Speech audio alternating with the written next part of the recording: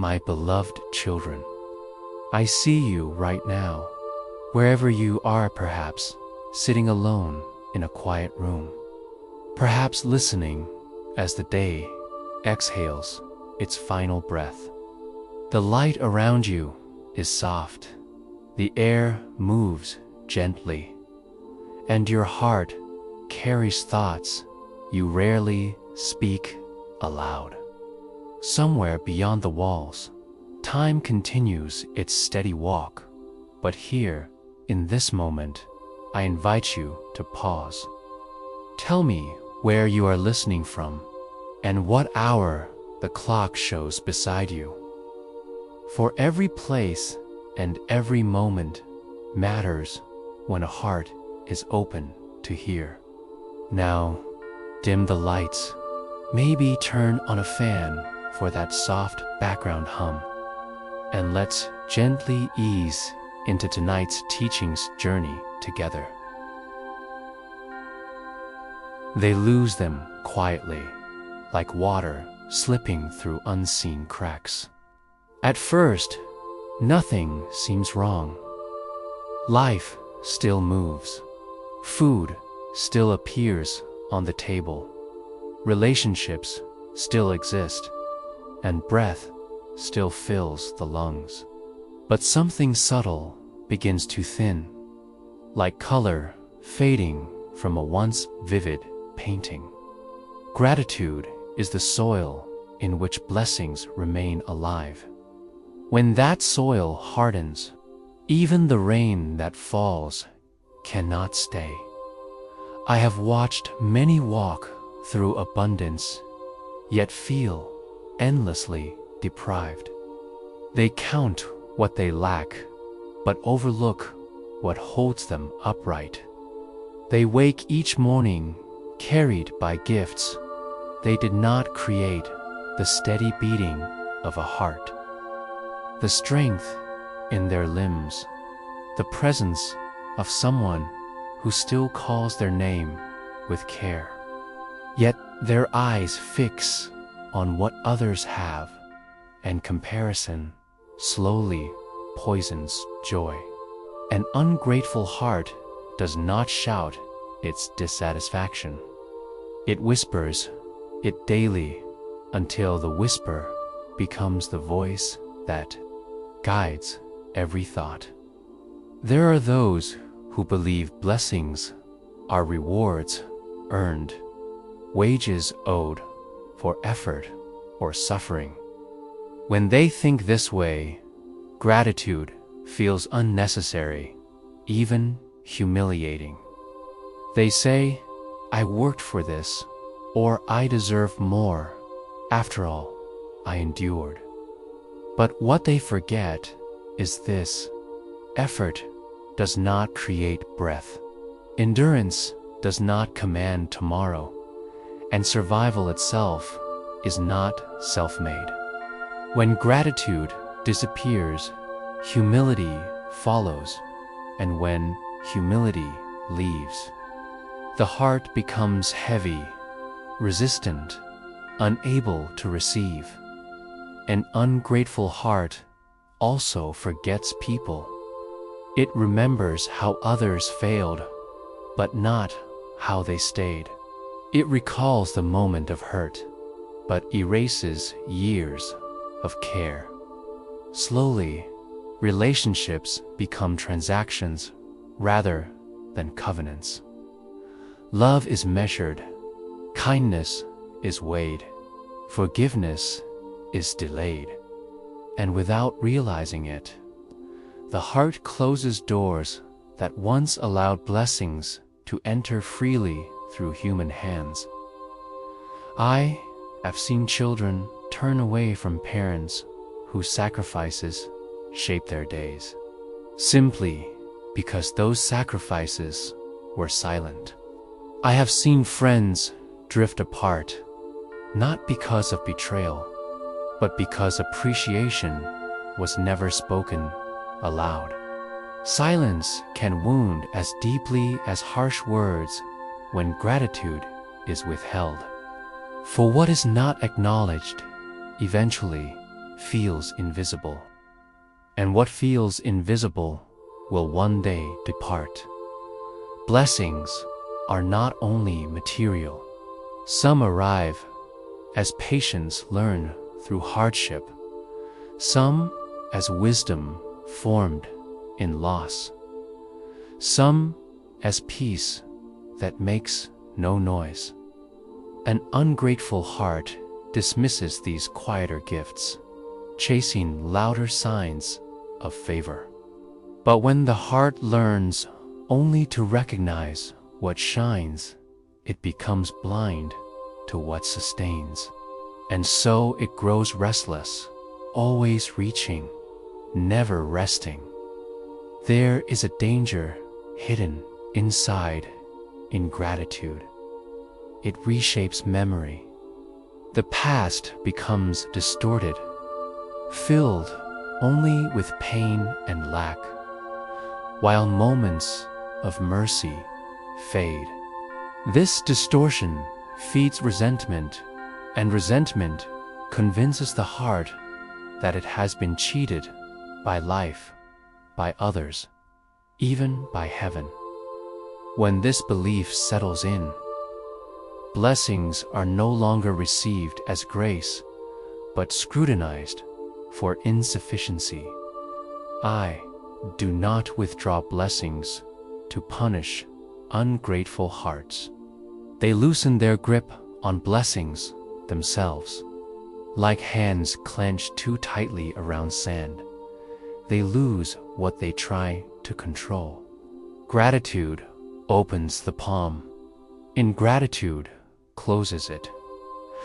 And a closed hand cannot hold what is gently placed within it. There are moments when life seems to take away. Suddenly health weakens. Relationships fracture. Opportunities vanish. Many ask why this happens without warning. Often, the warning was present but unnoticed. A growing numbness to goodness. A shrinking sense of awe. A heart that stopped saying thank you long before loss arrived. What leaves first is not the blessing, but the awareness of it. Yet, even now, the door is not sealed. An ungrateful heart can remember again. Gratitude is not a feeling reserved for good days. It is a decision made even when the night feels long. To say thank you in the dark is to light a small flame that shows the blessing was never gone, only unseen.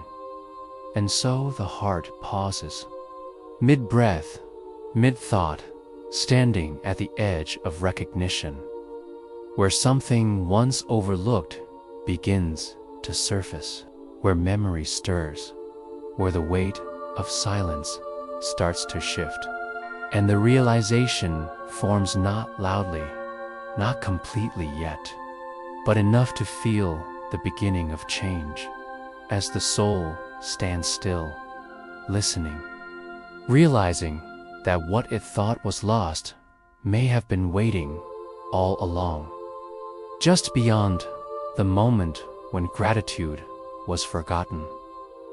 Because gratitude was forgotten, and in that forgetting, the heart slowly learned to live as though everything it held was permanent. But nothing entrusted to a human heart is meant to be owned without awareness. Blessings are companions, not possessions. They walk beside you when you acknowledge them, and they drift when you walk ahead without looking back. I have seen hearts awaken in the smallest moments. A breath taken after fear has passed. A message received when loneliness felt unbearable. A familiar voice heard again after silence stretched too long. These moments are not accidents.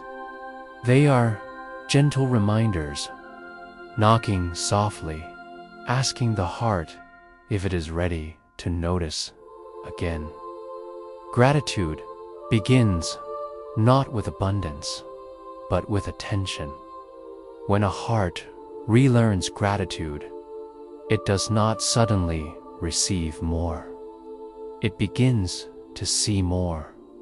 The ordinary becomes luminous. The overlooked becomes essential.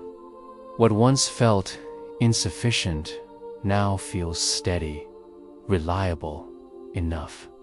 Gratitude does not enlarge the world, it deepens it, and depth sustains far longer than excess ever could. There are those who fear that gratitude will make them settle, that contentment will silence their dreams. But gratitude does not stop growth, it steadies it.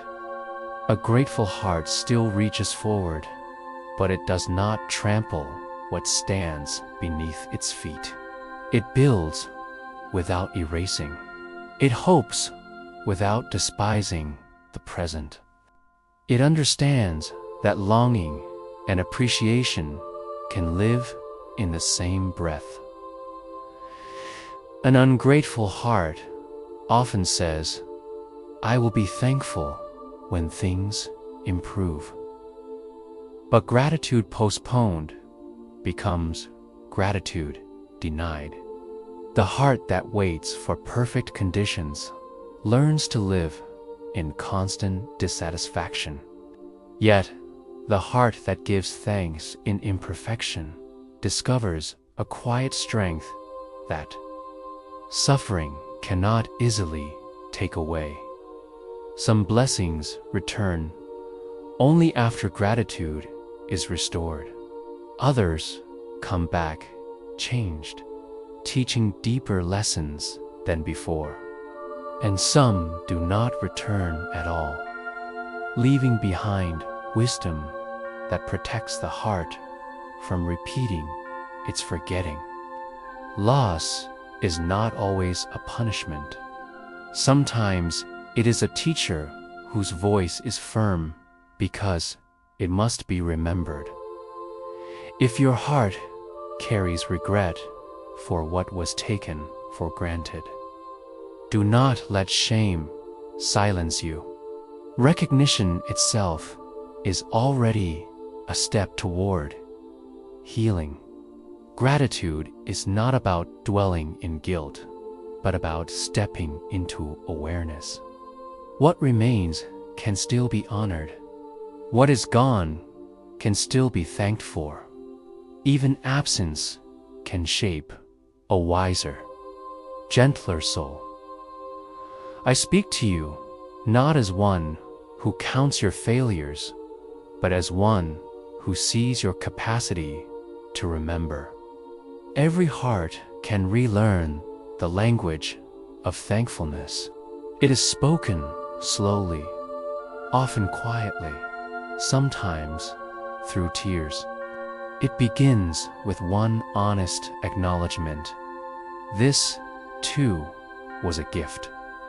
When gratitude returns, relationships soften. Words become kinder. Expectations loosen their grip. The heart learns to receive people as they are, not as roles meant to fill every need. Appreciation becomes a form of love that asks for nothing in return. And in that freedom, love grows lighter, truer, and so ungrateful hearts lose blessings first not because blessings flee, but because the heart forgets how to hold them. Gratitude restores the hands. It teaches the soul to cradle what is fragile, to cherish what is fleeting, to bow gently before what was never guaranteed. Now let the pace slow. Let the images fade like evening light slipping behind the hills. You are not required to fix everything tonight. Simply notice one gift that remains. Hold it without rushing. Whisper thanks without effort. Rest knowing that grace does not hurry away from a heart that remembers. Walk gently. Love patiently. Give thanks quietly. Amen.